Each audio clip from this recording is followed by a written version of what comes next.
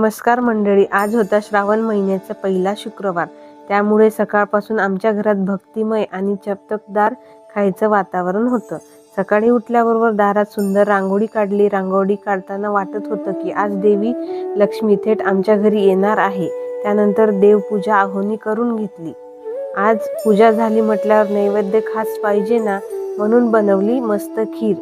खीर इतकी छान वाटत होती की तिचा सुगंध संपूर्ण घरभर पसरला होता.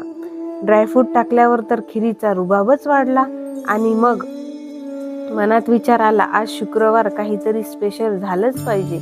म्हणून तयार केलंय पंचामृत, त्यासोबत गरमागरम फुगलेल्या पोळ्या. त्या इतक्या छान फुगल्या की मला वाटलं त्या पण श्रावण साजरा करताय का. सगळा नैवेद्य देवाला दाखवला, आरती केली.